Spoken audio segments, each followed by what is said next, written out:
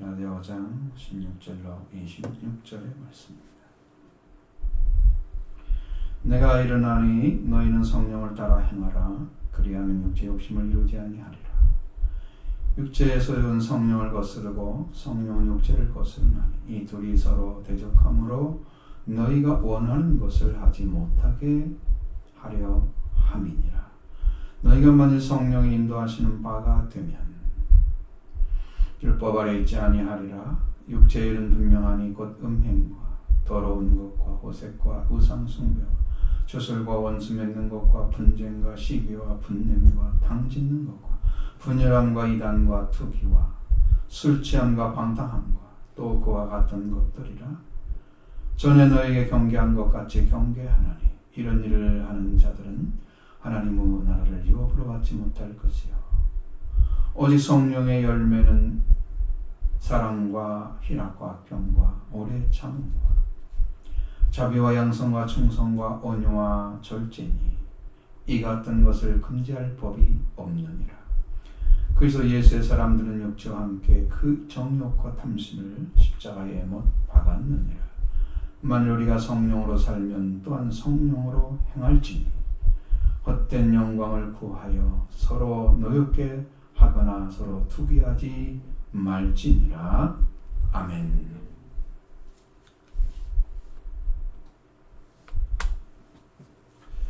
이 말씀은 제가 찾아보니까 똑같은 제목을 가지고 2012년 5월달에 말씀을 전했던 그 기록이 있어요. 10년이 됐어요. 10년. 말씀의 이치가 다르죠. 다릅니다. 그러니까 성경을 여러분 낱말 하나하나가 중요하지만 문장이 중요해요. 무엇을 얘기하고 있는지를 명확하게 알아지면 여러분도 거기에 기준으로 해서 내 심령이 정리가 된단 말이에요. 그 다음에 세워지기 시작하는 거예요. 이게 성경이 이해가 잘 안 돼서 마음이 정리가 안 되면 말씀이 안 세워져요. 그러면 성령이 일을 안 하세요. 이게 제일 어려운 거예요. 그러니까 말씀이 믿어지면 성령이 일을 하시고 말씀이 제대로 안 믿어지면 성령이 일을 하시고 이게 제일 어려운 거예요. 이 싸움이에요. 여러분의 영적인 싸움. 말씀이 딱 돌아서 성령 역사 가운데 여러분 인도하고 싶은데 여기에 서해지지 않는 거예요. 세워지지 않는 거예요. 이거 못하시죠? 이걸 완전히 쓸어내고 제가 사명도 쓸어내고 완전하게 깨져서 내가 한 말씀이 딱 세워지고 성령이 여러분 오셔서 여러분이 열매를 맺게 만들어요. 일을 행하시는 거예요. 그래서 우리가 지금 지난주에 드렸던 말씀 중에 온 율법에 대해서 이웃사랑을 내 자신 같이 하는 말씀에서 이루어졌다고 하셨잖아요.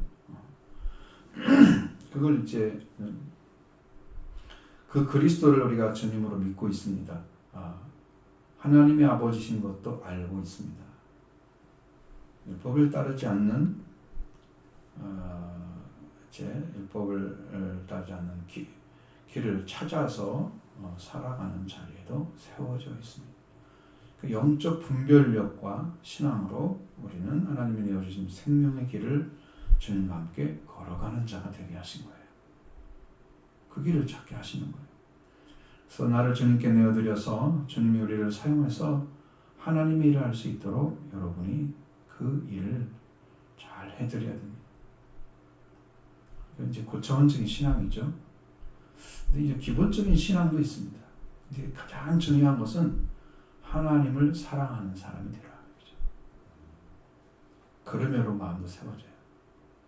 아주 기본이 이것이 안 돼가지고 성경을 읽는데도 의미가 없고 그냥 글자 있는 것 같고 그래서 나와 하나님 관계가 아무것도 없는데 그럼 이제 여러분은 태어났는데 나를 태어나게 해주신 분이 누군지 몰라. 그럼 고하잖아요. 하나님이 영을 보내서 여러분을 살렸는데 이렇게 보내주셨는데 나를 보내신 분은 몰라. 우리 영도 다 끊어져 있기 때문에 그래서 하나님 아버지 모르니까 내 부모를 그냥 아주 그냥 천하게 여기는 거예요. 내 부모 누군지 몰라. 이런 건 똑같아. 영적 고아야. 그러면 안 되겠죠. 하나님을 사랑하면 여러분이 하나님이 찾아집니다. 그리고 말씀이 읽어지죠. 사모함을 넘치게 하시기 바랍니다. 그래서 우리 그리스도께서 율법을 이루어 주신 이 완성된 율법은 사랑으로 이루어지고 이 사랑은 성령을 받아서 살아간다는 말입니다. 성령을 하지 않고는 이 율법을 완전하게 행하지 못해요. 왜? 율법이 완전한 온율법이라고 했잖아요. 모든 율법을 완전히 행할 수가 없어요. 성령을 하지 않고는 안 행해져요. 그러니까 영을 떠나서 육체의 힘을 가지고 자기 노력을 가지고 하나님께 가는 것은 불가능하다. 이미 우리가 증언하고 있는 것처럼 우리의 삶이 성령으로 사라지면 이게 됩니다. 자, 우리는 이전에 다 죄인이었죠. 지금도 죄인입니다. 그러나 용서받은 죄인이고 용서받아야 할 죄인이 있을 뿐입니다. 그래서 용서받는 길이 몇 가지가 있을 수 있습니다. 하나님께 죄를 용서받는 길은 말씀을 듣고 회개함으로. 그러니까 말씀이 들려지면 심령 안에 마음이 움직입니다. 마음이 움직일 때에 이제 회개가 일어나기 시작하는 거예요. 말씀을 들었는데 마음이 안 움직였다. 말씀이 안 들린 거잖아요. 그러니까 이게 다 이제 여러 가지 요소들이 한꺼번에 돌아가는 거예요. 그래서 준비된 성도다.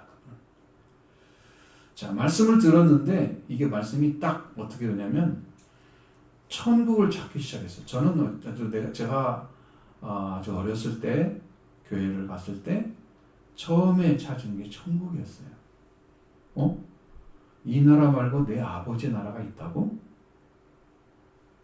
그게 제일 먼저 됐어요. 그래서 날마다 천국을 사모했어요. 하나님의 영광의 왕국을 소망했어요. 사모했어요. 그러니까 제가 좋아하는 찬양, 저 높은 곳을 향하여 그 찬양을 제가 엄청 많이 불렀어요. 집에서. 상상도 못할 정도, 여러분 못할 정도. 제 목소리가 그냥 꾀꼬리처럼 좋았단 말이에요. 목이 새기 전까지. 그러니까 그 찬양 그렇게 많이 했어요. 천국을 사모하면서 나가다 보니까 이 주님이 다 은혜를 인도해 주시는 거예요. 그래서 모든 죄를 사하시는 길도 다 얻게 하시고 성령도 주시고 하나님의 음성이 들려지기 시작했어요. 그래서 제가 이런 케이스에 해당되는 거예요. 여러분도 성령 은혜 받고 그 길을 걸어가기 전에 여러분 중심에서 그 사랑이 끊임없이 나가면 여러분도 찾아요. 그게 원리 있지 않아요. 원리 있지 않습니다. 근데 이런 신앙 공통점이 뭐냐면은 모두 다 기도를 통해서 죄사함의 확인이 가능하다는 것입니다. 죄사함 받은 자는 잘 모르는 사람이 있잖아요. 나는 받았을까? 모르는 사람이 있어요. 확실하게 음성을 듣거나 말씀을 받은 사람은 알지만 그렇지 못한 분은 모르죠. 그래서 주님을 만났고 죄사함의 확증을 받았다는 것. 자, 우리가 성도님들은 이제 주님이 찾으시는 제자 추수하고 계신 것을 여러분이 많이 선포했죠. 지금도 그렇습니다. 전에서 알고 들었겠죠. 7년 대후 환란이 어쩌면 얼마 안 있으면 곧 시작할 거예요. 근데 지금요, 그 7년 대후 환란이 시작되면 이제 추수기가 됩니다. 추수. 3년 반은 추수하는 기간입니다. 그때 최종 추수에 들어가지 않으면 못 가는 거죠. 천국은 거리가 멀어요. 그 환란 통과해서 7년이 끝날 때 들어가는 사람들은 극히 드뭅니다. 지금 그 시기에 거의 들어가고 있습니다. 여러분 지금 수없이 많은 전쟁의 소식이 들려오고 세상은 이상하게 돌아가고 우리나라 좀 이상하게 돌아가고 참 상상이 못할 일들이 벌어지고 있습니다. 지금. 예수님은 진실하게 변함없이 따르는 제자들을 지금도 찾고 있습니다. 여러분 그 사람이 필요해. 지금은 새로 믿는 사람들을 그렇게 하나님께서 부르지 않으면 들어오기 힘들 것입니다. 이제. 믿는 사람도 구원받기 어려울 때가 지금 됐어요. 시기가 그렇다는 거죠. 구원을 못 받는다는 의미 못 받는 게 아니고 그렇게 되어가고 있다.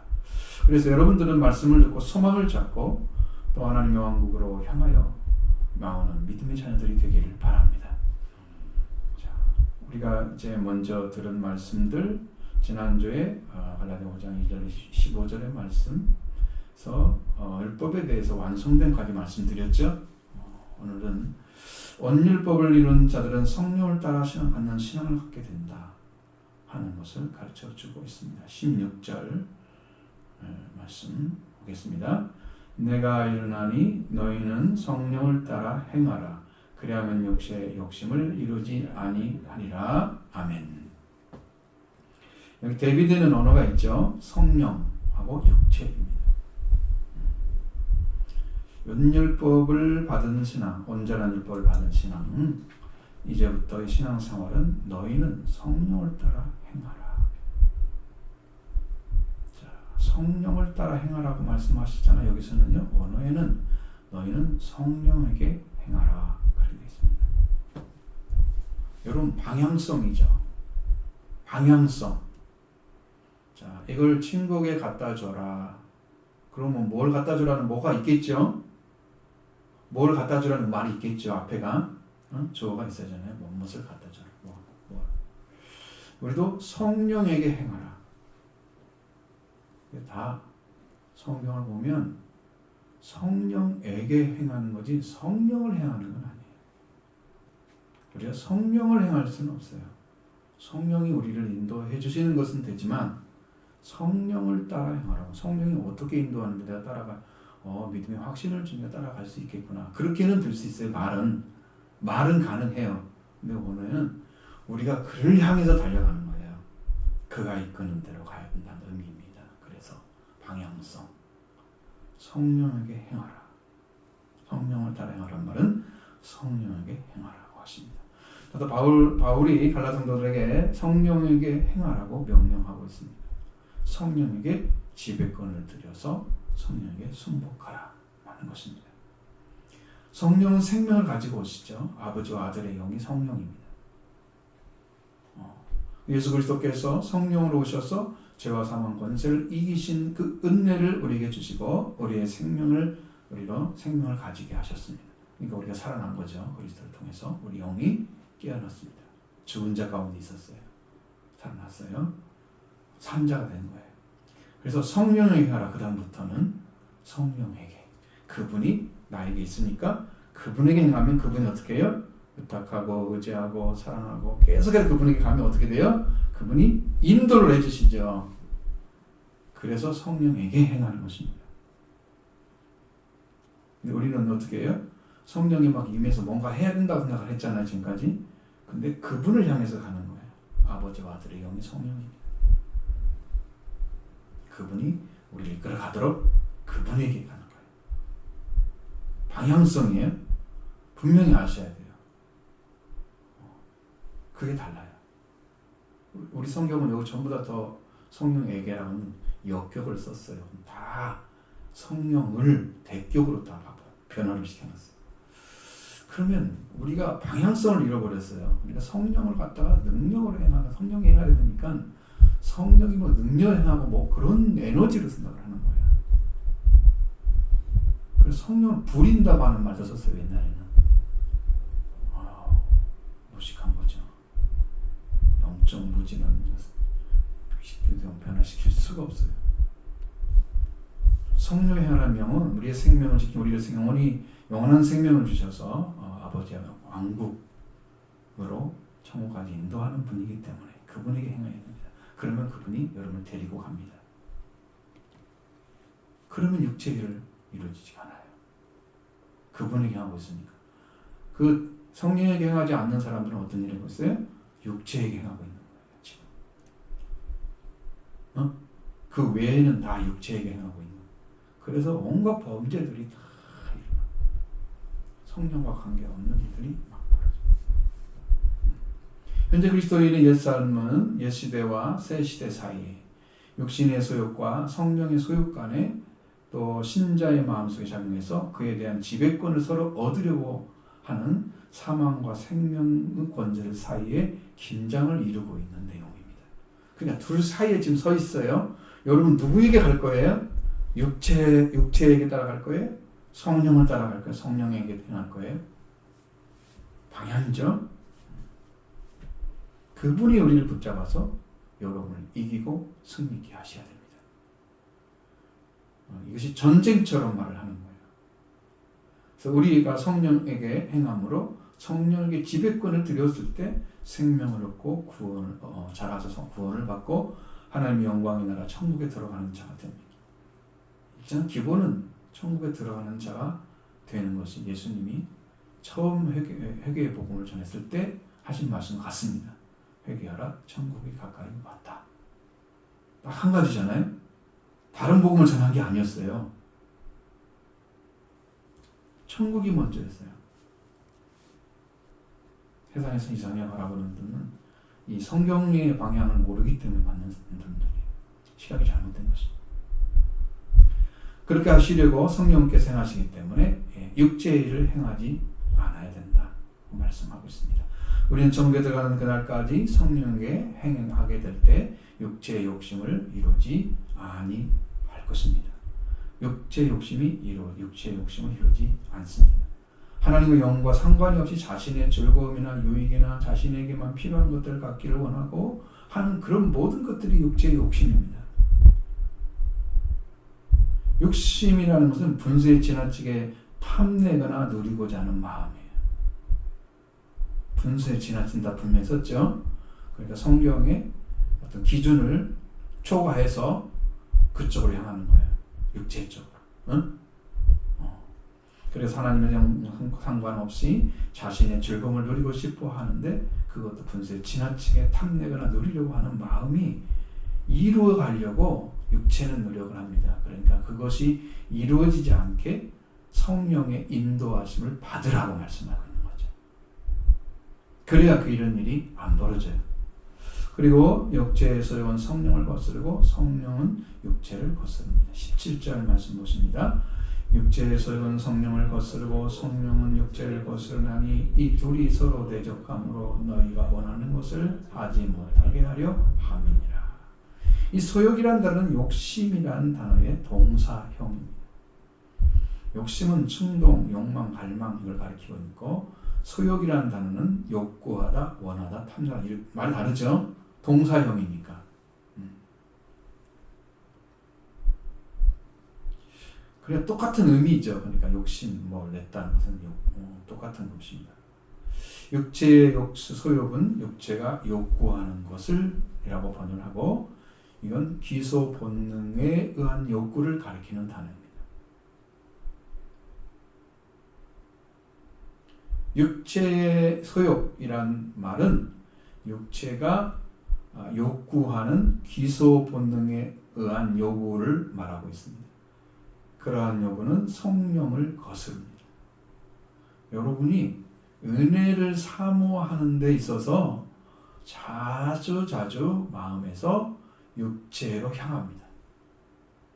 내 마음이 내 즐거움이나 내가 원하는 내가 필요한 것들을 더 중요시 하나님이 말씀하시는 방향에 맞지 않아도 그걸 찾아가려고 기소 본능이에요.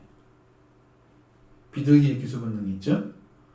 보내면 어디 갔나 알아 정확히 그 자리에 돌아오잖아요. 옛날에 육체에 살았던 삶을 기억하고 있는 거예요. 몸이 본능이 기억하고 있는 거예요. 근데 성령에게 가야 되는데 성령이 안 가고 육체로 가고 싶어하는 마음이 항상 있어. 이 기소 본능이에요. 나도 즐겁게 살고 싶고 다른 사람들 똑같이 살고 싶어. 똑같으면은 그리스도인이 아닙니다. 세상과 똑같은데 왜 그리스도나 부르십니까 사람을? 교회 다니니까 주님의 이름을 내야죠. 자랑해야죠. 그렇습니다. 그래서 성령이나 뜻이나 명령에 따르지 않고 거역하는 것 이것이 육체의 욕구의 기소 본능입니다. 그럼 왜 육체는 기소 본능에 의한 욕구를 가졌는가? 바울이 고백하기를 내가 그리스도 십자가에 못 박혔다 그랬습니다. 이렇게 바울의 자신이 그리스도 안에 살고 있는 것을 고백했습니다. 그러니까 십자가에 못 박히고 내가 그리스도 십자가에 못 박히고 나는 더 이상 살지 않는다.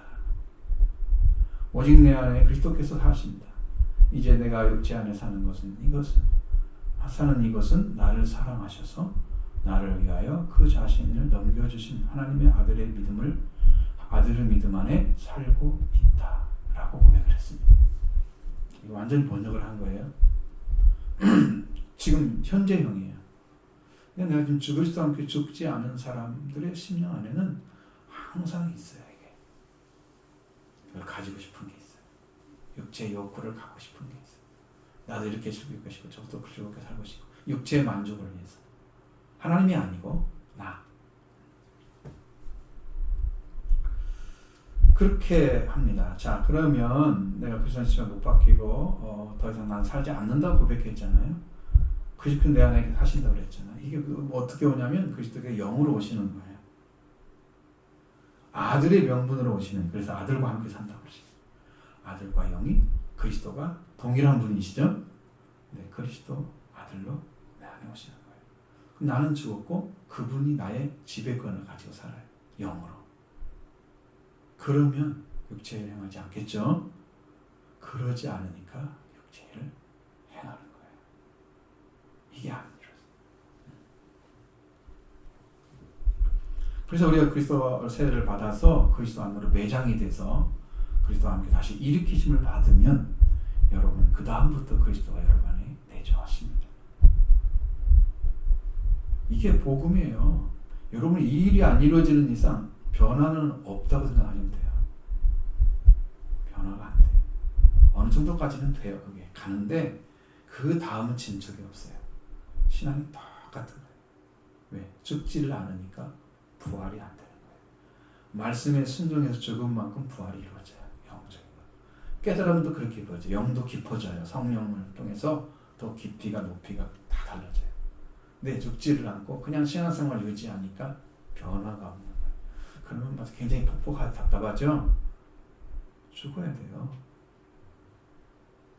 죽은 자만이 일으킴을 받습니다. 그러면 여러분 영적 회복이 계속 일어나요. 변화가 와요. 나도 내가 그냥 말씀에 죽는 것만 했는데 아무것도 아닌 것 같아. 그냥 정말 순종했어요. 주님이 일을 하시는 거예요. 찾아오시죠. 이게 엄청난 진리거든요.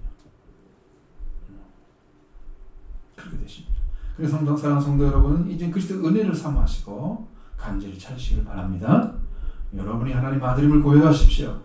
그 고백할 때마다 은혜에 의해서 아들이 되신 것을 감사하면서 고백하십시오. 여러분의 그리스도께서 계신 분명하게 은혜를 주시는 그리스도께서 기쁨을 허락해 주실 것입니다. 반대로 성령은 육체를 거스르고 있습니다. 육체가 원하는 것을 원하는 대로 살아가지 못하도록 한다는 거예요. 성령의 일로 이루어지지 않고 육체가 원하는 대로 되지도 않습니다. 육체 중 죄를 지어서 아직도 그리스도와 함께 죽지 않아서 성령이 존재하지 못해서 불순종하고 있는 자들을 가리킵니다. 육체의 기속본능적인 욕구를 가지고 있는 것. 성령의 거스름이 이것들을 서로 반대해서 너희가 원하는 이것들을 행하지 않도록 하기 위함입니다. 그러니까 그리스도를 믿게 되면 그나마 죄 가운데 들어가서 살진 않아. 근데 성령에게 행하지 않으니까 육체의 일도 되지도 않고 내 성령의 일도 안 이루어져. 변화가 있을까요? 없어요. 답보 상태죠. 여러분 그래서 죄 가운데 빠져서 다른 사람처럼 나쁘게 살거나 그러진 않아요. 성령 인도 때문에 그러신 거예요. 성령의 그 사역이 있기 때문에 그나마 그런 거예요. 그래서 육체의 소욕과 성령의 거스름을 둘 다 말할 때 지시대명사를 쓰고 중성 복수를 쓰기 때문에 이것들이라고 합니다. 그래서 번역을 그렇게 하는 거예요.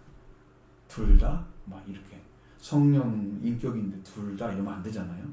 육체는 뭐 악한 거니까 가능하지만 네, 그 중성 대명사를 사용하면 이것들 저것들 그렇게 써야 돼요. 성령을 낮춰서 부르는 건 아니에요. 그것까지 조심하셔야 돼요. 자, 육체의 기소본능적인 욕구를 행하지 않는 것은 자신의 자제력이라고 생각하는 사람도 있을지도 몰라요. 내가 잘 믿고 있으니까 나쁜 짓 안 해. 그래도 안 해, 나쁜 짓. 그렇게 죄를 짓는데 안 해, 그렇게 나쁘게 도덕적으로 흠있게. 그런데 분명한 것은 성령의 거스름이 육체의 욕심을 하지 않도록 하기 위해서 그런 해서 그러한 육체의 기성本能적인 욕구를 행하지 못하게 하고 있다. 그건 아셔야 돼요. 그래서 여러분이 그냥 안 나가고 밖으로 안 나가고 크리스찬이면은 그래도 조금은 자지 않았던 것이 이렇게 있는 거예요. 여러분의 힘이 아닙니다. 하나님이 와서 계신데 여러분이 성령이 행하지 않기 때문에 그런 일이 벌어지고 있는 거예요.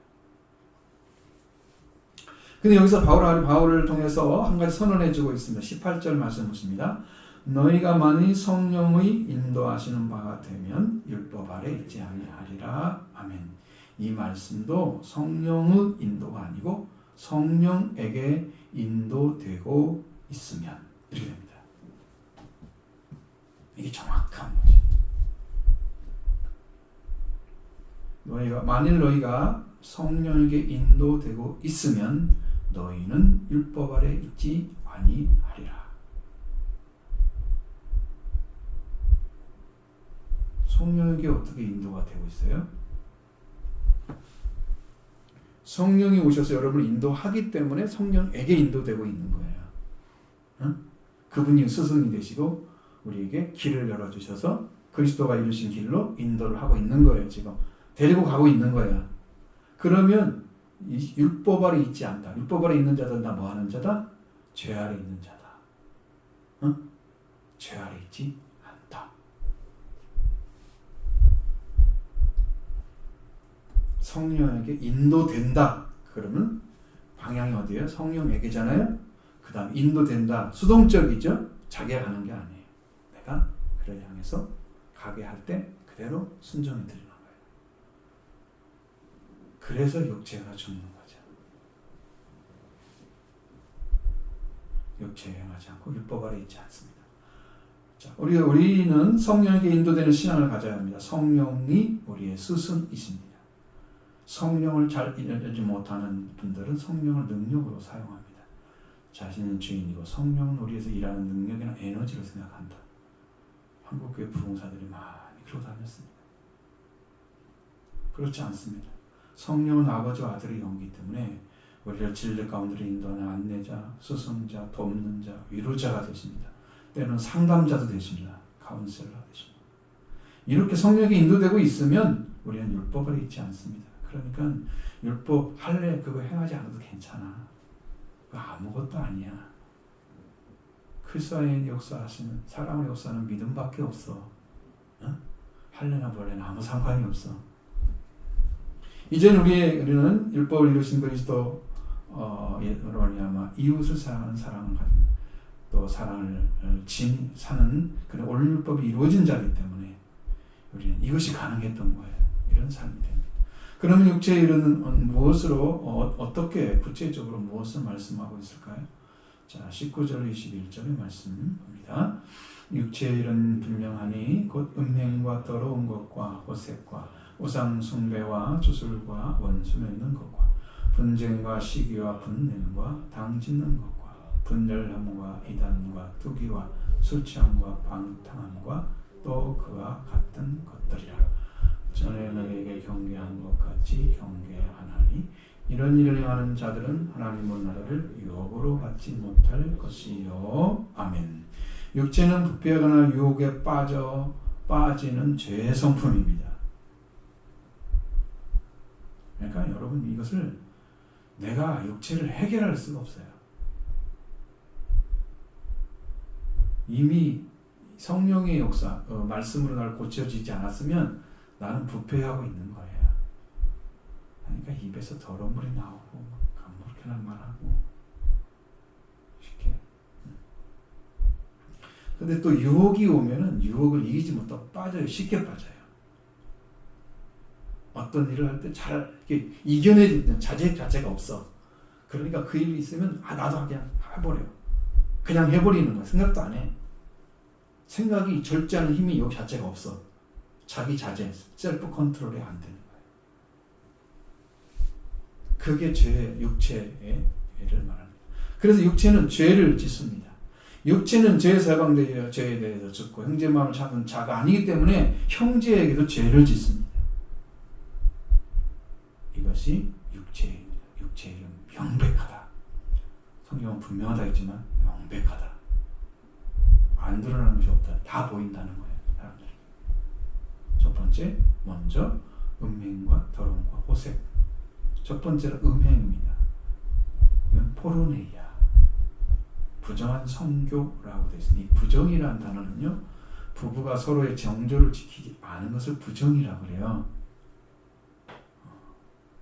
명백한 육체 이름입니다. 사도행전 15장에 사도회의가 있었습니다. 첫 번째 사도회의. 이걸 중심으로 해서 지금 가톨릭이 이렇게 쭉 해서 교황이 나오고 이렇게 몇 회가 나오잖아요. 요걸 중심으로 시작한 거예요. 자기들이 거기를 이어가는, 응? 그래서 권위를 하고 있다고 생각을 하고 지금도 그동안 가톨릭이 있잖아요. 정부 같은. 근데 그 회의 때 정해진 것 중에서 이방인들이 피해야 할 4가지 규정을 말했는데 그 중에 하나가 간음이었다. 여기서 부정한 성교. 고린도서 6장 13절에 보면은 이교도 중에서도 기독교를 개종한 자들이 간음에서 얼마나 관대했는지 그건 죄로 생각하지 않을 정도로 흔했던 죄 범죄예요. 아주 흔했던. 그것을 그 더러운 죄에 빠져 살았다는 것을 바울이 쓴 성경을 통해서 보여주고 있습니다. 두 번째는 더러운 것입니다. 불결입니다. 아크르티르 다르타스, 아카다르토스라는 것은 불결, 음양. 이것은 월경하는 것부터 시작해서 악한 행위, 도덕적 타락까지 불결함의 전 영역을 다 포함하고 있는 단어입니다. 그건 구약에 들어있잖아요. 거기서부터 다. 이 영역에는 단어에는 여기에서는 방종과 방종스러운 불순함.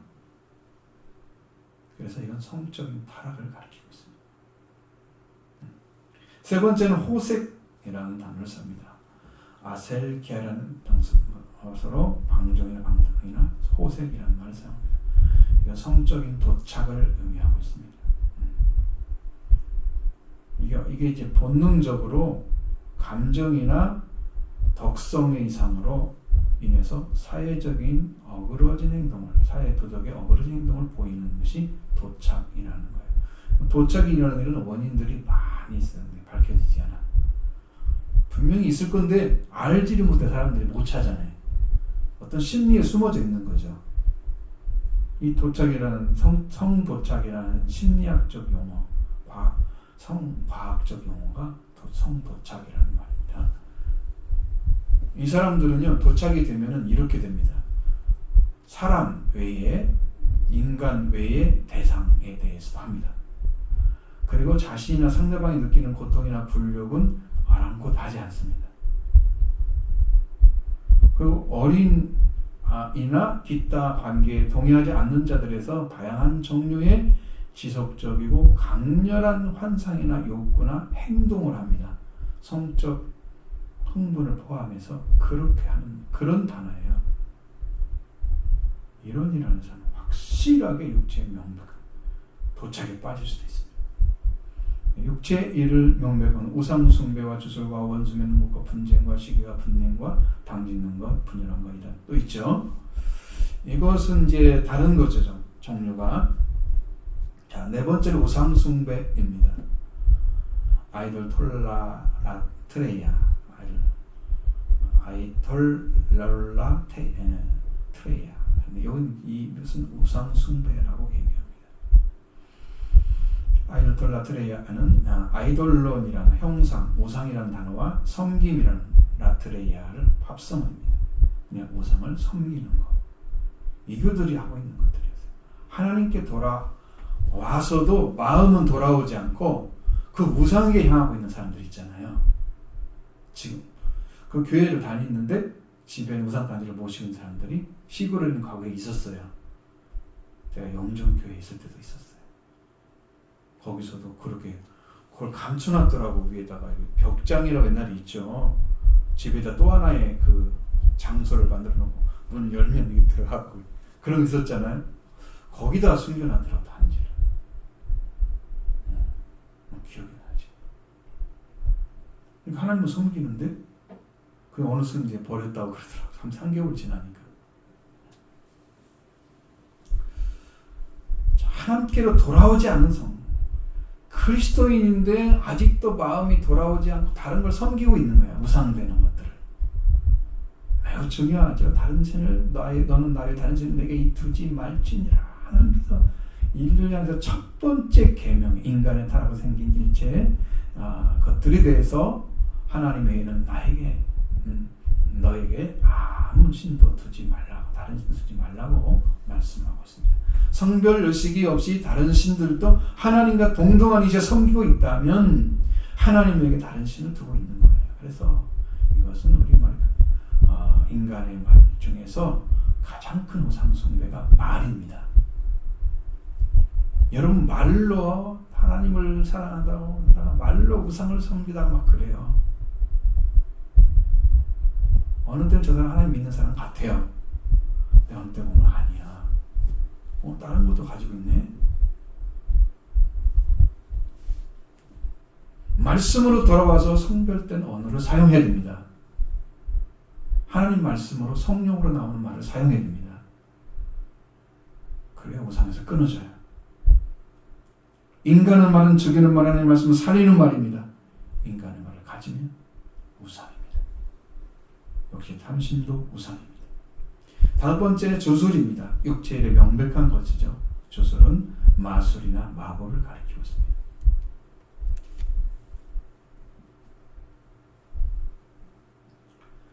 파르마케이아라는 단어가 있습니다. 파르마큐, 독약을 섞다, 마술을 행하다 해서 그랬습니다. 이것은 약을 가리켰습니다. 약을 쓰는데요. 이 마력 있는 약이나 독약, 파르마케이아라는 이 단어는 단어군에 속해 들어가면 이런 단어들이 다 들어있습니다. 마력 있는 약, 독약 이런 걸 섞어서 사용합니다. 마술을 할 때. 항상 점원과 함께 마술 예식들에서 영적 임재를 촉진하는 풀잎을 모아서 준비해두는 마술적 전통이 있었다면, 당시 지금 얘기를 하는 게 지금 말하는 건 아니고 당시 그건 발전하지 못한 시대죠. 근데 그걸 증거로 했을 때 에스겔도 그런 얘기를 써놨어요. 8장 17절에 그들이 심지어 나뭇가지를 그 코에 두었느니라. 그것은 그 코에 두어서 다른 영이 들어와서 이제 마술을 동원해서 하나님의 백성들이 마술 활동을, 그러니까 사탄을 마귀를 믿는 거죠. 요구하는 거예요. 하나님이 가증스러운 일을 행했다. 죄를 지적하고 있습니다. 그럼 이 약을 쓰면 뭐 어떻게 되느냐? 그러면 나중에 이 약을 오래 쓰다 보면 나중에 죽어요. 불행한 죽음이 와요. 그래서 이런 종류의 마법은 아주 더욱 광범위한 마술의 관습을 낳게 하는 수단이 되었습니다. 그러니까 쉽게 말하면 이게 이 종교와 마술이 섞여져 있는 거예요. 또 우상 숭배도 같이 들어가요. 거기에 포함돼서. 아주 혼합된 거죠. 이렇게 해서 그것들이 당시에 교회를 막 괴롭혔어요. 가지고 들어와가지고 해도 괜찮은 것처럼 그렇게. 이런 것이 기독교화 되어가는 과정도 있었다고 합니다. 그러니 얼마나 두렵겠어요. 말씀 외에 다른 것들을, 하나님과 상관없는 것들을 행해가는 거죠. 이게 육체의 일이죠. 미신적인 기독교가 되게 만드는 거예요. 여섯 번째로 원수 맺는 것입니다. 에크드라 단어는 이것은 적의라고 표현합니다. 적대시하는 마음. 적으로 여기는 거죠. 서로 싸우거나 해치고자 하는 상대를 가리켜서 적이라고 합니다. 그러면 원수를 사랑하러 하시는 그리스도의 말씀과 정반대되는 육체의 일이잖아요. 그리고 이것은 객관적인 반대를 가리킵니다. 그리고 실제적인 갈등을 만들어냅니다. 이 적이라고 하는 존재가. 교회 안에서 객관적으로 반대하는 것. 어떻게 하겠어요? 율법을 지켜도 됩니다. 반대하는 거죠. 객관적으로. 이렇게 해도 괜찮습니다. 뭐가 문제입니까? 라고 자기들이 결정하는 거죠. 객관적인 반대예요. 할례를 해도 괜찮다고 이럽니다. 이게 조기를 합니다. 할례를 주장하는 데는 받아들이죠. 그래서 실제적으로 갈등을 야기시키는 거예요. 이런 적의 말씀으로 불순종으로 만들어지는 육체의 일이 명백한 것입니다. 일곱 번째로 육체의 일의 명백한 건 분쟁입니다. 에리스라는 단어를 사용합니다. 여기는 이 분쟁을 가리키는 거예요. 말씀을 읽기가 시끄럽고 복잡하게 만들면서 다투는 분쟁을 계속하면 갈라지죠. 나중에 말씀을 만들지 않아야 됩니다. 그리스도인들은 말씀을 듣고 시끄럽게 복잡하게 만드는 다투는 일을 행하지 않지요. 교회에서 도래와 분열을 일으키는 그런 자들을 가리켰습니다. 자, 하나님의 심판을 두려워하지 않습니다. 사람들. 그러니까 그렇게 되는 것처럼 하나님을 두려워하지 않기 때문에 그런 거죠. 여러분, 영이 죽으면 다 하나님 두려워하지 않아요. 그러니까 지옥 갈 때까지 모르죠. 지옥문 앞에서 회개한 사람 되겠어요? 여기는 아니야. 그때서 알아. 예수님 죽이려고 딱 팔아가지고 예수님 십자가에 못 박혀 잡혀가는 장면을 보고 가려다 버렸으니까 이건 아닌데 돌이켰잖아요. 늦었잖아요. 이미. 그런 일이 벌어지지 않기로 합니다. 무서워. 여섯 번째 육체의 일은 명백한 것은 사기입니다. 시기입니다. 시기는 젤로스 단어를 사용하죠. 우리는 잘 알죠. 질이나 페이스라는 단어를 사용하는데 이건 열정적인 사상이나 아니면 주의에 대해서 열정적인 혼신이나 열심을 나타낸다고 합니다. 자, 이건 좋은 의미로 취미나 흥미, 관심, 호전성을 나타냅니다. 나쁜 의미로 말하면 사회를 해치는 열정, 인류 사회를 해치는 열정. 이게 시기입니다. 비난받아 마땅한 열심의 형태, 경쟁, 다툼, 시기, 투기 이런 것들입니다. 이런 것들이 들어있다고. 그런 삶을 중심으로 살아가는 명백한 육체의 일을 행하고 있는 것입니다. 자, 아홉 번째 육체의 일은 분냄입니다. 이건 디모스라는 단어를 사용합니다. 여기는 분노를 가리키고 있습니다. 분노는 그림 보면 뭐가 나와요? 머리에서 연기가 올라오는 것은 나오죠. 표현이 그렇습니다. 이 분노해도 육체의 일에 명백한 것입니다. 그러니까 이거 예수님이 화를 내서 분을 가지고 일을 하셨잖아요. 성전에 들어왔을 때 그 필요 없는 이제 돈을 필요로 해서 금전적 도움을 얻고자 해서 했던 그런 것들에 대해서 예수님 분노해서 노끈으로 만들어서 내치셨잖아요. 그때 화낸 것은 그런 종류가 아니에요. 심판에 관련된 것이지 하나님 주님이 화를 냈다 이렇게 생각하면 안 돼요. 자, 이게 분명하죠. 이게 육체의 일입니다. 그 다음에 열 번째로 당짓는 것입니다.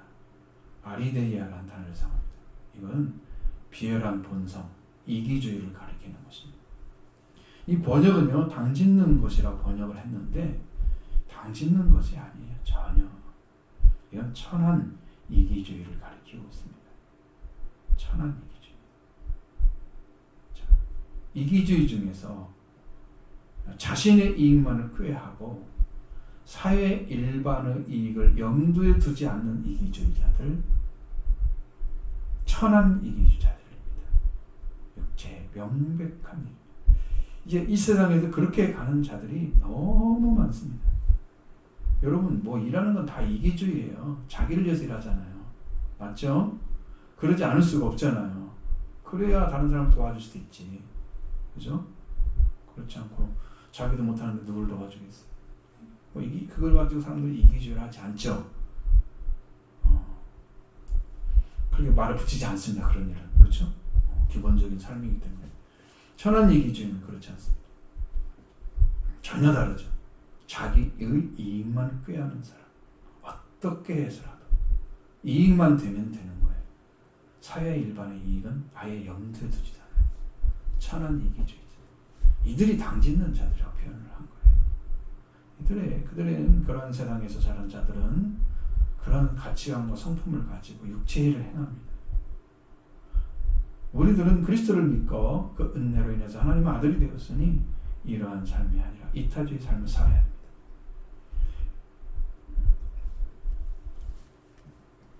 자, 그다음 11번째 분열함입니다. 분열함은 여기서는 디코스타시아라고 사용합니다. 여기는 불화, 알력, 분쟁을 의미합니다. 특별히 이제 정치적 분란이나 당파 싸움을 말합니다. 이건 당파 싸움이죠. 그러면 교회 안에 뭐가 와요? 분당을 만들죠. 당파 싸움. 교회가 피폐해지죠. 그리고 교회가 거룩함을 상실합니다. 이렇게 하면서 분열함이 일어나요. 막 싸워가지고 서로를 막 적대시 여기는 것들이 막 생겨. 그렇습니다. 12번째 이단입니다. 육체의 명백한 것입니다. 하이레시스라는 종파나 당파나 그룹을 가리킵니다. 교회를 분열시킬 때 쪼개는 당파로 쪼개는 것들을 말합니다. 고린도서 11장 18절에 교회 분열을 시키는 거. 또 예수님에 대해서요 다르게 생각하는 사람도 있어요. 똑같은 성경을 보고도 다르게 예수님 해석을 해. 문제죠. 기본적 교리상의 잘못을 공경하게 채용하는 일. 교리가 잘못됐다. 일반 교리가. 그러니까 큰 문제다. 우리는 교리를 뛰어넘는 복음을 전해야 되는 것이 교리에 속한 복음을 전하지 않습니다. 근데 거기에서 문제가 들릴 것이 없죠. 성경을 따라 말씀하고 있으니까. 멸망할 이단도 들어있습니다. 여기는 외부에서 볼 때 거짓된 교리를 가져와서 교회의 기초를 부정하려는 그런 거짓 교사들도 여기에 속해 있습니다. 자, 거꾸로 생각하는 사람도 있었어요. 사도행전에 보면은 24장 5절 14절에 보면 유대인의 입장에서는 그리스도교가 이단이었어요. 내가 여기를 보고 내 것에 안 맞으면 너는 이단이야 이렇게 말하잖아요. 그러면 자기가 쓴 사람들은 자기가 다 맞다고 생각할 거 아니에요. 그럼 우리는 뭐냐면 그러면 정통적인 교회에서 가르치는 것들은 이단이라고 하면 그럼 우리도 큰일인 거예요. 서로 이단이 되는 거잖아요. 교리를 자기가 만들어 자기가 이단이라고 다른 사람 이단이라고 하면 되겠어요? 정통적인 뭔가 기준이 있어야 되겠죠? 거기에 맞춰서 합니다. 이렇게 합니다. 그래서 하이리세스는 오늘날 정통교리에 어긋나는 모순된 이설을 가리키는 단어입니다. 잘못된 거죠. 어긋난 행동을 합니다. 정통교에 어긋나는 이설을 가리키는데 정통교회 신앙을 서로 용납하지 않는 것일 때 쓰여지는 거예요. 오늘날에는 이렇게 해야 된다고 말씀드려요. 신학자들이 중에서 조직신학, 무슨 신학 다 있습니다. 실전신학, 조직신학 교수가 제일 중요할 것 같아요. 3명 정도를 데려다가 그걸 똑같은 그 사람들이 사용하는 교리를 갖다 읽어보라고 이 교리에 맞는지 안 맞는지를 판단해보라고 해서 2명이 이건 문제가 있다고 하면 이단이다. 1명 정도는 좀 문제가 있다 이렇게 지적만 해주는 거예요. 안 나오면 이게 똑같은데 좀 다르게 표현한다 이렇게 하는 거예요. 여러분 뭐 복음서 읽어보면 누가 쓴 거나 마태가 쓴 거나 좀 다르죠. 거기서 잘못됐다고 생각 안 하죠. 좀 다르다 생각하죠. 그건 문제가 아니잖아요. 그 정도 괜찮습니다. 세 번째로 육체의 일에 명백한 것은 투기입니다. 투기. 여기는 시기라고 해야 돼요. 시기. 포도노스라는 건 자기가 원하는 걸 빼앗는 것과 밀접한 관계가 있다. 여러분 시기가 너무나 세지면 자기가 원하는 것을 그냥 상대가 주고 안 주고 상관없이 그냥 뺏어버리는 시기예요.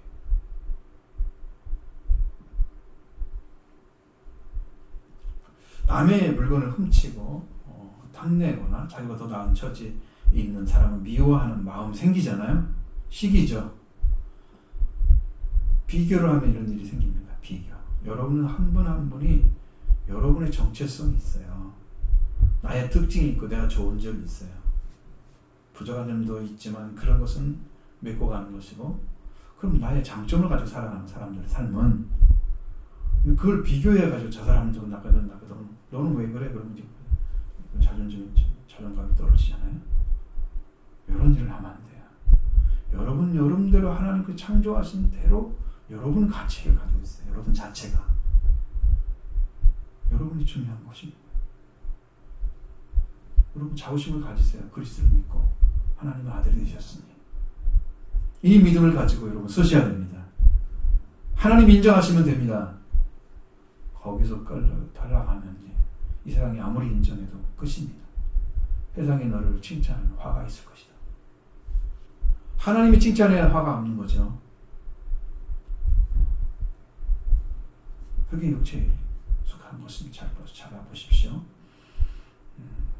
그 다음에 14번째로 육체일은 술 취함입니다. 술 취함. 메드라는 건 술 취한 상태를 가리킵니다. 이 취한다고 하는 말을 사용하면 술이나 약기운이 온몸에 퍼지는 것이 술을 취한다고 얘기하는 거예요. 약에 취하거나 뭐 그렇잖아요. 그러니까 한 잔을 마시면 한 잔만큼 취하고 두 잔을 마시면 두 잔만큼 취하고.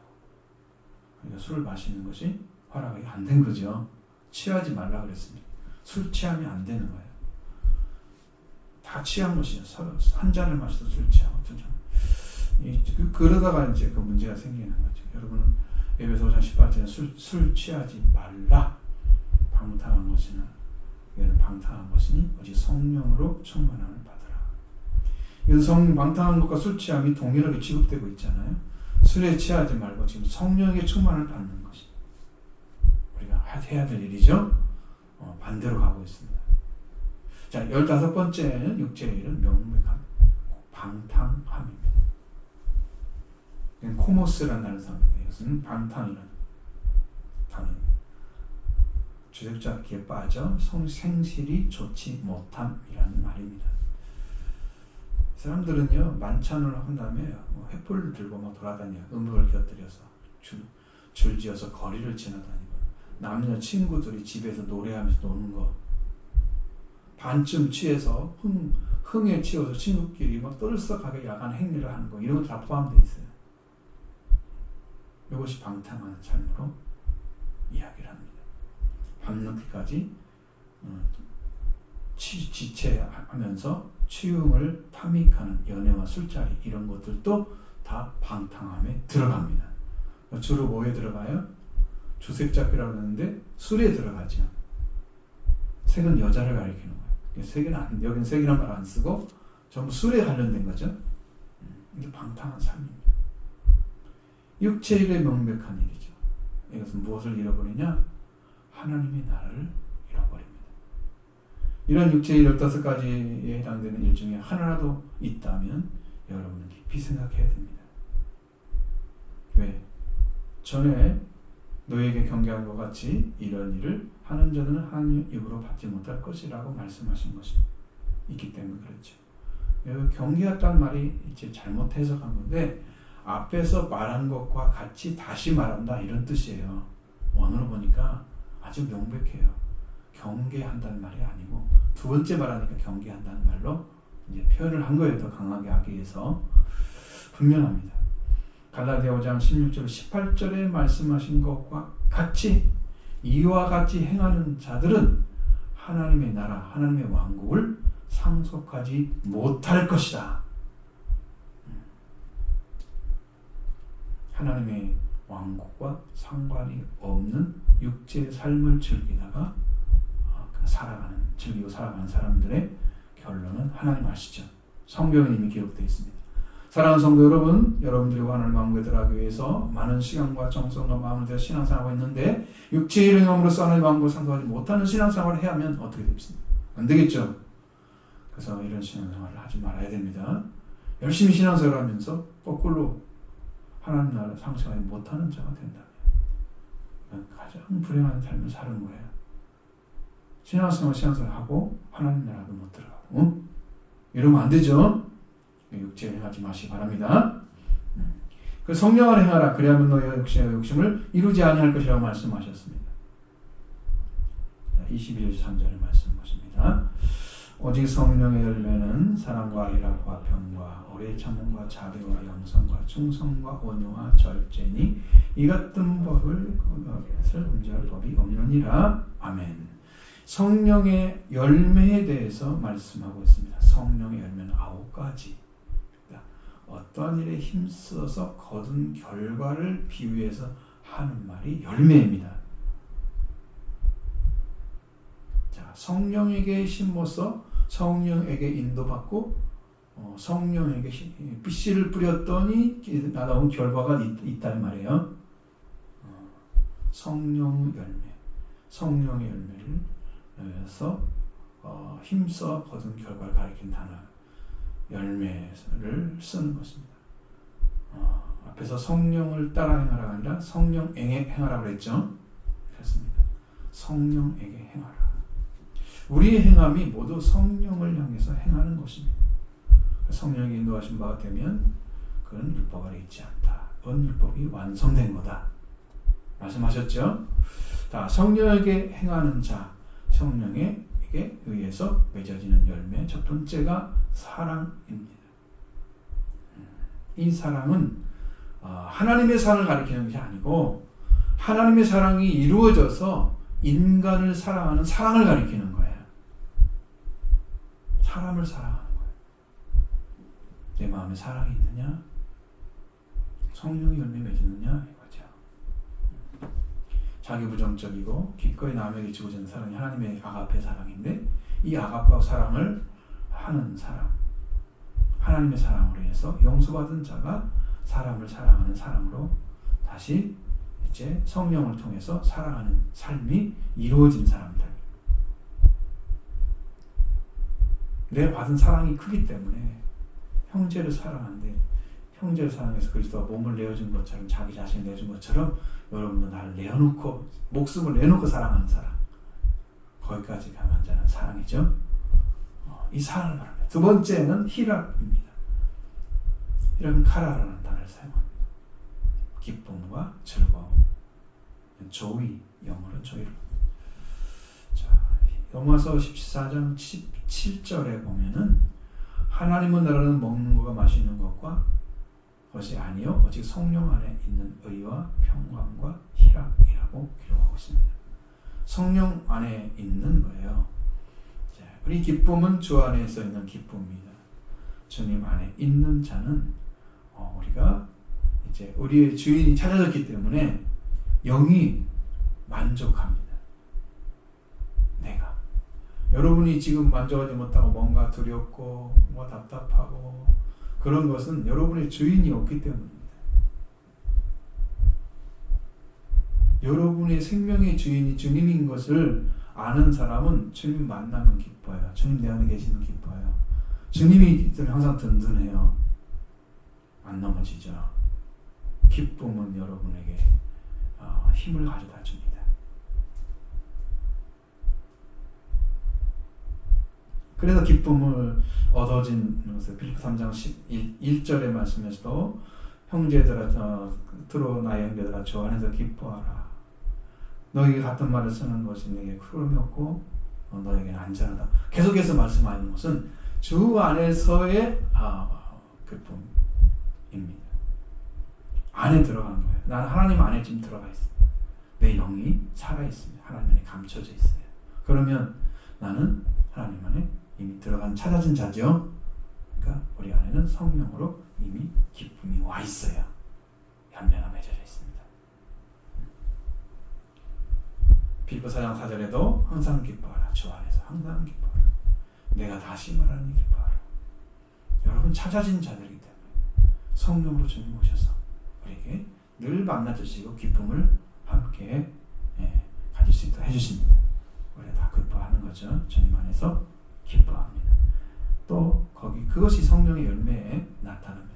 성령의 세 번째는 화평입니다. 화평은 에이레네, 이건 평화를 가리키는 인간 간의 일치나 조화를 나타내고 있습니다.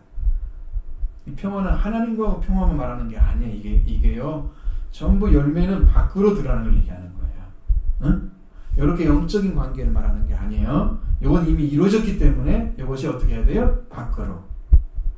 열매인데 열매가 안에 들어가 있어요? 아니죠. 드러나야죠. 여러분 열매를 맺었어요? 열매가 내 안에서 내가 맺은 열매가 나의 성품이나 삶으로 말로 생각으로 다 드러나죠. 열매입니다. 평화도 열매입니다. 조화를 이루는 거죠. 나이 먹은 사람이나 젊은 사람이나 애기나 다 있어도 사랑으로 관계 안에서 평화를 만들어가는, 조화를 이루어가는 거예요. 일치를 만들어가는.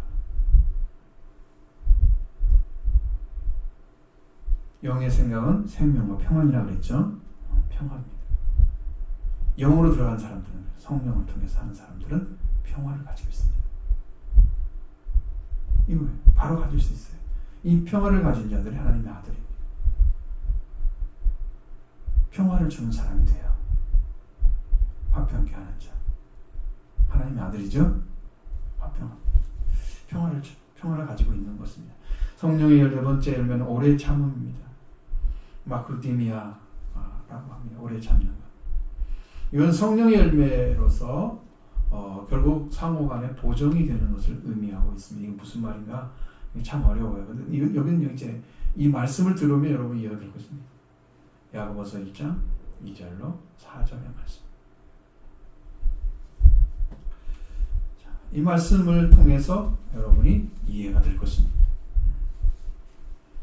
야고보서 1장 2절로 4절의 말씀. 형제들아 너희가 여러 가지 시험을 만나거든 온전히 기쁘게 여기라. 이는 너희 믿음의 시련이 인내를 만들어내는 줄을 너희가 알미라. 인내를 온전히 이루라. 이는 너희로 온전하고 구비하여 영도 부족함이 없게 하려 함이니라. 아멘. 형제들에게 향해서 말하고 있습니다. 너희가 시험을 만나면 믿음의 시련의 인내를 만들어낸다 그랬어요. 인내를 온전히 이루라 그러면은 너희가 완전하게 하여 부족함이 없게 하기 위해서다.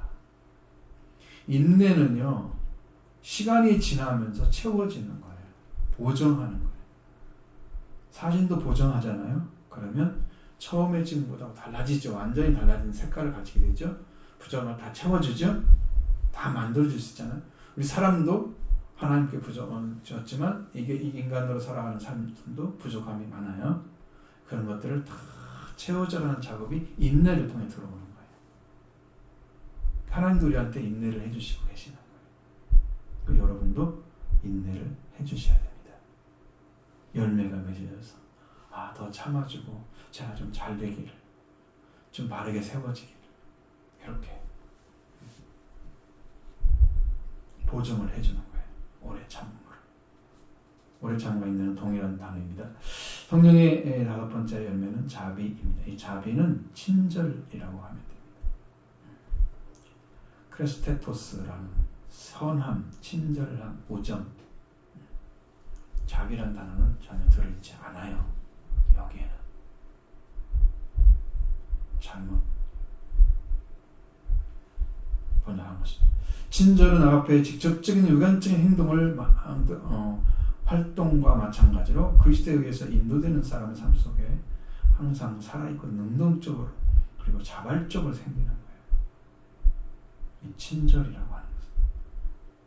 여러분, 하나님 우리한테 친절하세요. 아주 친절하시고 굉장히 100% 자기를 줄 정도로 친절하신 하나님. 우리는 하나님께 이런 단어를 쓰지 않기 때문에 자비라는 말을 바꿔놓을 수도 있어요.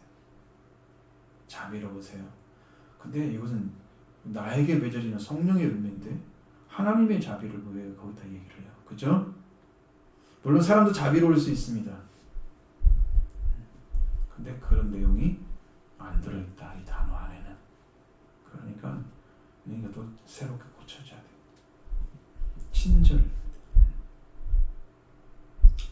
그리스도 안에서 우리가 볼 때 죄와 사악함에도 불구하고 때가 찰 때 예수 그리스도 안에서 하나님의 그 무한대한 자비함을 나타내셔서 죄와 사악에서 불구하고 그 인자심을 보여주는 하나님의 원초적인 친절하심, 이것이 순환을 합니다. 계속 해서 여러분 계속, 그러니까 그 하나님이 우리를 참고 계시는 이유는 우리가 괜찮기 때문에 그런 게 아니고 부족하니까 이거를 이 자리에 들어가게 하기 위해서 계속 그러고 부자은 인자하심을 나타내고 있는 거예요. 그게 하나님 친절. 빨리 돌아가야죠. 무한대라고 하면서 내가 살아가는 삶이 무한대야 무한대가 되는 거지. 내 삶이 끝이 있는데 무한대 될 수 없죠. 돌아가셔야 되죠. 하나님 친절함 앞에 돌아오고 여러분도 나타나길 바래요. 친절함으로 그렇게 성품이 맺어져 있습니다. 구원받은 자들이 나타나는 것입니다. 성령의 여덟 번째 의미는 양선입니다. 양선은 아가도시네, 이건 선함을 가리키고 있습니다. 선한 사람이 가지는 자질뿐 아니라 도덕적인 탁월함도 가지고 있다. 선을 행하고 가지고 있는 사람들, 하나는 도덕적인 탁월함을 가지고 있는 것입니다. 그래서 다른 사람이 볼 때는 이 사람들이 사는 삶에 한 가지 더 높은 선함을 가지고 있어요. 그건 측정이 안 되는 부분이에요. 그 예수 그리스도가 그걸 가지고 보이셨기 때문에. 그러니까 주님을 만나면 저게 어떻게 해결될까, 그런데 해결이 된단 말이에요. 그 이상의 지혜와 그 선함의 능력을 나타내셔서 그 문제를 해결하세요. 사람들이 막 돌 들고 와가지고 여자를 돌로 쳐야 됩니다. 어떻게 해결할까 막 그렇게 생각을 하잖아요. 모세의 글에는 분명히 가늠을 저는 현장에서 가늠을 돌로 치라고 했는데 너희 중에 죄 없는 자가 먼저 돌로 쳐라. 어떻게 나와요 그런 말이? 쉬운 말이 아니잖아요. 주님이 가지고 있는 탁월한 선함, 그것이 지배하고 있지. 자, 그 다음에 성령의 일곱 번째는 충성이라고 써 있습니다. 충성은 피스티스입니다. 이건 믿음을 가리킵니다. 확실하게 믿음입니다. 충성이라는 말로 돌아갈 수가 없습니다. 일단은 설명 자체가 안 됩니다. 불가합니다. 신뢰성 아니면 신실성, 두 가지 하나 중에 하나를 선택해야 됩니다. 신실하는 말은 믿음직하고 착실하다, 우리말은 그렇게 있어요. 여러분은 이 신실함이 드러나요. 그 사람 보면 이 사람은 내가 믿을 수가 있겠구나. 믿음직해. 그리고 착실해. 얘는 잘 안 변하지 않을 거야. 잘 변하지 않을 거야. 상황이 너무 이상하게 가지고 자기가 원하는 일이 아는 일이 벌어져서 어떤 일이 벌어질 수도 있잖아요. 그걸 가정해서 완전한 건 아니지만 정말 그럴 수 있는 사람이구나. 그게 신실성을 말하는 거예요. 그런 성품이 성령을 통해서 가지게 돼요. 신실성이 가지게 돼요. 그리고 우리 표준세 번역 개정 성경을 보니까 23절 말씀을 이렇게 번역을 해놨어요. 그러나 성령의 열매는 사랑과 기쁨과 화평과 인내와 친절과 선함과 신실과. 바꿔놨죠? 충성이라는 단어와 전혀 관련이 없어요. 아시겠죠? 그럼 여러분이 세번역 성경을 읽으세요. 표준 세번역이 나왔어요. 진작에 나왔죠. 그게 완전히 이제 새로운 신학자들, 제가 신학교 다니고 있을 때 서울에서 있을 때 그때 번역을 했어요. 교수가 번역한다고 얘기하더라고요. 수업실 들어가죠. 했으니까 완전히 잘못된 번역. 충성이라는 사람은 없는 거죠. 자, 23절에 성령의 여덟 번째 열매는 온유입니다. 온유. 프라이테스. 온유는 성질이 온화하고 부드럽다. 성경에서 부름을 받거나 선택받은 자들이 가지고 있는 성품입니다. 에베소 2장 2절의 말씀에도 부르심을 받은 일에 합당하게 행해서 모든 겸손과 온유로 하고, 그러니까 온유가 나옵니다. 부르심을 받은 자들의 가지고 있는 성품이에요. 온유예요. 또 선택받은 자들은 그리스도로 옷 입으라 하는 말씀을 할 때에 고린도서 3장 12절에 거기에 성품 중에 온유가 나오고 있습니다. 온유죠. 선택받거나 부르심 받은 자들은 그걸 가지고 있습니다. 그래서 성향이 바뀌거나 경향이 바뀌는 거예요. 변화를 이겨내야 해. 이런 삶이에요. 자, 성령의 열매 중에 9번째 마지막 열매는 절제입니다. 절제는 앵크라테이아. 이것은요, 자제를 가리키며 자제. 셀프 컨트롤. 셀프 컨트롤이 돼야 됩니다. 억누르는, 자제하는, 지배하는 그런 앵크라테이아는 앵크라테스라는 단어에서 나왔어요. 확고성과 자제를 가지고 있습니다. 그래서 자신이 어떤 것에 의해서 자신이나 감정, 이제 이런 것들을 지배하는 지배권을 의미합니다. 내 감정이 어쩔 수가 없어. 막 마음대로 이게 되지 않아가지고 막 이상하게 흘러가도 그걸 끊지 못하고 따라가고 감정의 흐름 따라 가고 이런 것들은 성령과 상관이 없는 인간의 감정인 거예요. 끊어질 수가 없어. 그러면 그거 절제가 안 되잖아요. 그럼 망하죠. 잘못하면. 인생 잘못된 살잖아요. 방향 잘못 잡을 수 있어요. 그러니까 성령에 의지 않고는 이런 길을 걸어갈 수가 없게 되는 거죠. 그래서 앵크라테이아이라는 단어는 자제 혹은 절제라고 합니다. 그런데 이는 분명히 포르네이아, 앞에서 말한 가늠, 불순, 방탕우상, 숭배 반대되는 긍정적인 행동을 가리킵니다. 하나님이 원하시는 방식대로 생활을 꾸려가는 수단이 앵크레이아입니다. 우리들이 마음대로 되는 것은 아니죠. 그러나 언제나 우리들이 복음에 의탁해서 성령의 선물에 의해서 새로이 변화가 되면 그 상황을 다시 컨트롤할 수 있어요. 그래서 성령의 지배가 되면 그게 또 끊어져. 그래서 자제가 되는 거예요. 거기서. 일반적인 사람들은 못 끊어 거기를. 성령이 없으니까. 성령의 밖에서 오면 그게 끊어져. 절제가 되는 거죠. 자기 통제가 이루어집니다. 열매를 금지할 법이 없다. 이 같은 열매를 금지할 법이 없다. 할례를 받은 열매 맺습니까? 못 맺죠? 그러니까 따라서 성령의 열매를 맺게 하지 못할 법이 없다. 성령의 열매를 맺지 못하게 할 율법이 없다는 것입니다. 이제 그리스도 예수의 사람들에 대해서 말씀하고 있습니다. 14절 보십니다. 그리스도 예수의 사람들은 육체와 함께 그 정과 탐심을 십자가에 못 박았느니라. 자, 아멘. 이제 사도 바울은 그리스도 예수의 사람에 대해서 육체, 즉 성령이 없는 상태에 있는 그런 욕구들, 그런 충동들, 그런 들에 대해서 정욕과 탐심을 그런 것과 함께 정욕과 탐심을 십자가에 못 박았다라고 선언합니다. 이 정욕이라는 것은 파테마입니다. 이것은 성적인 영역뿐만 아니라 갈라디아 5장 19절 21절에 말씀하시는 15가지 살코스에 해당되는, 육체에 해당되는 충동들을 십자가에 못 박았다. 그걸 얘기하는 거예요.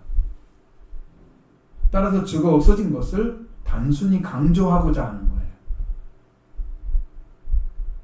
따라간다는 것은 그리스도의 사람에 들어오지 않은 상태.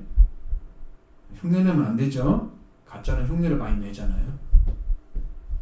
천사로 가장한 마귀 흉내 내죠. 가짜가 흉내를 내면 나중에 다 발각되죠. 그래서 위에 19절로 21절의 말씀에 15가지의 죄의 속성, 육체의 죄성이 십자가에 못 박았다라고 얘기합니다. 여기 충동, 참 탐심이라는 것도 충동, 갈망, 욕망 이런 것은 에피디미아라는 뜻이지만 이 단어는 정욕과 탐심이 한 단어로 봐야 돼요. 한 단어로. 이 속성까지 다. 육체적인 정과 충동의 소관까지 다 포함해서 십자가에 못 박았느니라. 박혔느니라? 아닙니다. 박았느니라. 무슨 말인지 알겠죠? 박혔다는 것은요, 거꾸로 가는 거예요. 수동적이에요. 박았다는 것은 능동적이에요. 내가 이것이 죄성인 줄 알고, 이게 죄인 줄 알고, 나 이 삶 안 살 거야 라고 동의를 해서 십자가에 나를 박으라고 내어준 거예요. 능동적으로. 그래서 못 박아졌습니다. 응? 내가 박기는 않지만 못 박았느니라고 그 능동대로 삶한 거예요. 다 전부 다는 또 박혔다고 쓰죠. 절대 스스로 자기가 무엇을 박아요? 못 박잖아요. 근데 여기만큼은 반대예요. 정반대 개념을 가지고 있어요. 과거 능동태를 사용합니다. 그러면 이 과거라는 것은요, 할례에서는 아주 중요한 역할을 합니다. 과거니까 양원 그게 아니고 과거의 어느 시점에 한 번이라는 의미를 하게 됩니다. 그러니까 분명하게 내가 어느 시점에 나를 내어줘서 능동되어서 나를 십자가에 못 박도 내어줘서 그때 못 박았습니다. 과거의 어느 시점에. 그래서 못 박았다 라고 쓰죠. 못 박는다. 지금 현재를 안 써요. 과거를 쓰는 거죠. 어느 시점에 그랬어요. 그럼 여러분도 그 못 박음이 내가 못 박음이 있어야만 이 과거에 있던 육체의 속성에서부터 내가 깨어져서 그리스도 예수의 사람으로 들어오는 거예요. 어느 시점에 죽음 한 번. 그때 못 박았는데 나를 내어줬는데 못 박아졌어요? 이미? 나는 못 박았느니라가 되는 거죠. 그럼 여러분도 그것이 한 번은 있어야만 된다는 거예요. 그리스도 예수의 사람이기 때문에. 이런 믿음의 삶이 분명히 우리에게 주어지고 있습니다. 자, 그 다음에 26절, 26절 보겠습니다. 26절. 만일 우리가 성령으로 행하면 또한 성령으로 행할지니 헛된 영광을 구하여 서로 노엽게 하거나 서로 두게 하지 말지니라. 아멘. 만일 우리가 성령에게 살고 있으면 또한 성령에게 행하라. 여기에 행하라는 단어가 어떤 말이냐면 원래 행하란 말이 아니에요. 행하란 말은 엘돈이라는 말 써야 된단 말이에요. 근데 이거는 완전 다르요. 스토익 계열이라는 말씀입니다. 이건 무슨 말이냐? 계열이나 계층에 속하다 아니면 열을 지어 나가다 이런 의미입니다. 만일 우리가 성령에게 살고 있으면 성령에게 열을 지어 갈지니 이렇게 되어 있단 말이에요. 자, 줄을 맞춰 서 있는 거잖아요. 열을 짓는 것은요. 그렇죠? 그럼 성령이 인도하는 대로 질서에 따라서 행하는 거예요. 응? 자, 성령에게 살고 있는 사람들은 성령이 인도하는 바에 따라서 열을 지어서 쭉 가게 하면 그대로 가면 돼요. 그럼 이 말을 다른 말로 바꾸면 동행한다고 씁니다. 그게 정확한 말씀입니다. 그래서 우리가 만약 성령에 살고 있으면 또한 성령에게 동행할지니 성령으로 동행할지니 성령을 동행할 이 말이 안 돼요. 성령에게 열을 지어 나아갈지니 여러분 줄 맞춰서 성령이 인도하는 대로 그게 나가는 거예요. 이렇게 가십시오. 성령과 동행하는 자가 되기 바랍니다. 성령에게 지금 내가 나가고 있으면 살고 있으면 자 여러분 성령에게 향해서 나가는 주님이 성령을 통해서 우리에게 이 행하신단 말이에요. 말씀도 주시고 은혜도 주시고 여기 위로도 주시고 때로는 카운셀도 되시고 마음의 중심에 힘도 주시고 돕는 자이기 때문에 성령은 여러분에게 삶을 온전하게 세워가는 역할을 행해 주십니다. 그렇게 여러분을 위해서 일을 하고 계시는 거예요. 그래서 성령에게 줄을 지어 나가는 자는 성령에게 방향을 맞추고 인도를 받는 자들이 된다는 것입니다. 성령님과 동행하는 자 되라 라고 말씀하십니다. 자, 이제까지 헛된 영광을 위해서 허영심을 많은 강한 자들이 되어서 서로 격동하거나 서로 간에 시기하지 않도록 하라.